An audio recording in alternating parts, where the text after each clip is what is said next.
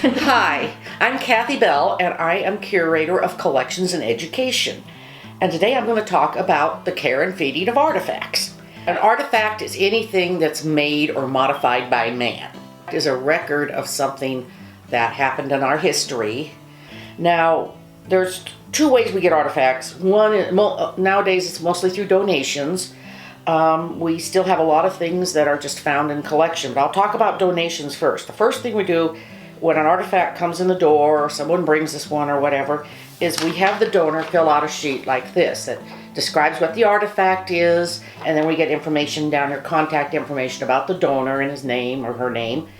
And then what I do is we have a numbering system for these artifacts. All donated artifacts are numbered with the year it came in. That would be like for this year 2020. And then a 2-digit number which indicates what order it came in collection, you know, if it's like the 3rd or 4th or 5th or whatever that came in that year. And then each artifact is given a unique number, and that is just a 001, 002, and so on. It's a 3-digit number.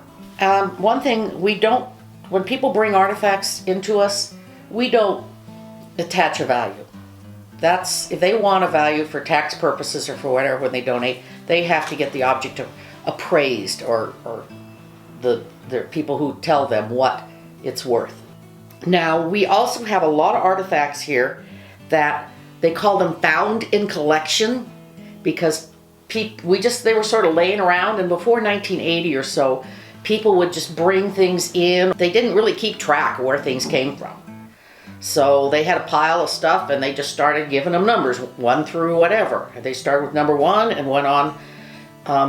And when I first got here, there were like 8,000 of those in our collection. But there were a lot more things laying around without numbers on them. So now there's over 46,000. Now a lot of those are like photographs and documents and things that weren't really properly numbered. This hat, it's belonged to Ham Bell.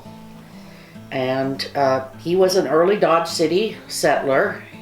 He moved here in the 1870s, and he lived until 1947. So he was here a long time. And he belonged to a group called the Masons, and this is one of his hats. And it's an artifact because it helps us tell the history of Ham Bell. And here is a picture, which is also an artifact, but it's not quite so old, of Ham Bell himself. Yeah, each of those have a number. Now, in the case of the picture, it's on the back with the hats and, things that are solid. We paint them on there with acrylic paint, which is easily removed. And then with an acid-free pen, we put the number in. It's right there. It's that strip of white paint that's underneath there. First thing we do after we give it a number, the artifact a number, is we give it a name. And that should be simple, but it's not really always that simple. Some things like dish, yeah, that's simple. But like a photograph is called print, photographic. A meat tenderizer is called mall, meat. So their vocabulary is a little different than the average vocabulary. And it's all contained in this book. We call it Chanel's Lexicon for short, or Chanel's nomenclature. And it has all the things that we're allowed to call artifacts. When we handle the artifacts, like I say, I like to use gloves. The reason why we wear gloves is because oils on our hands, and maybe even the dirt, can actually sink into the object and corrode it. And so we like to wear gloves when we handle most of our objects. Now there's an exception to that. And I'll tell you, the exception is like glass. Glass and ceramics, first of all, it's what they call non-porous. Things can't seep into it. So that's why I don't wear gloves when I work with that.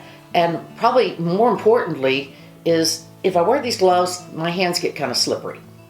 And I can drop this, and it's breakable. So with glass and ceramics, we generally do not wear gloves because we do not want to have them slip out of our hands. We got these donated to us not too long ago. They are salt and pepper shakers, and they were used in a hotel we had here in town called the Laura Lock, which closed in the 1970s. In its place, in the same building, there is the Government Center, the Ford County Government Center. So that was once a very fine hotel, though. It's 5 stories high or so, and it had nice rooms, a nice dining room, and these salt and pepper shakers were used there. And again, they have numbers on them. I want to show you my favorite artifact, if you can.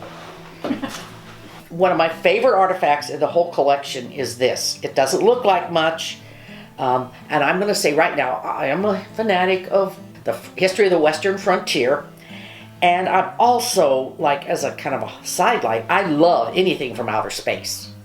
So this is kind of a combination of the two. This is a meteorite.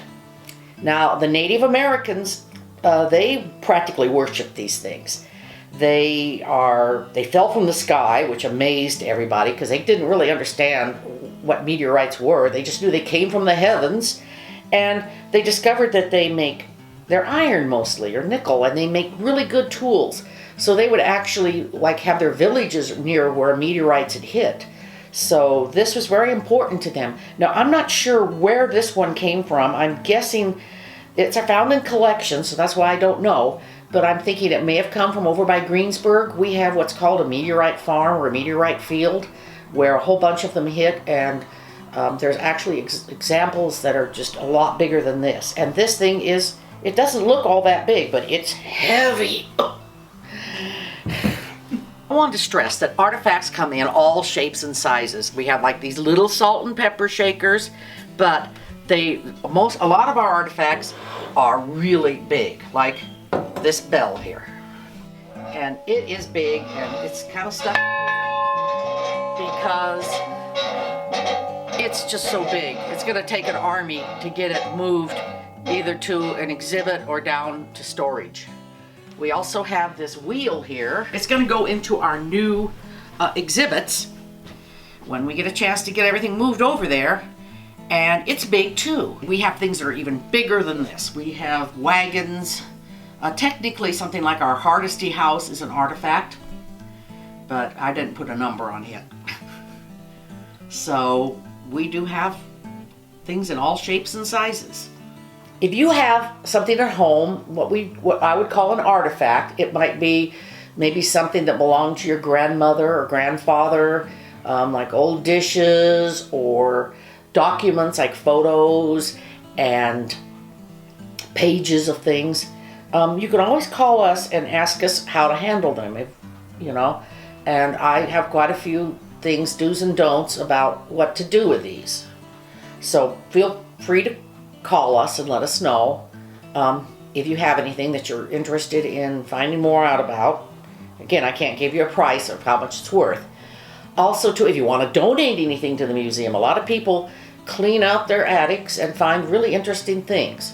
If it's something that is historically valuable or really old, that's in reasonably good shape, we will think about adding it to our collection.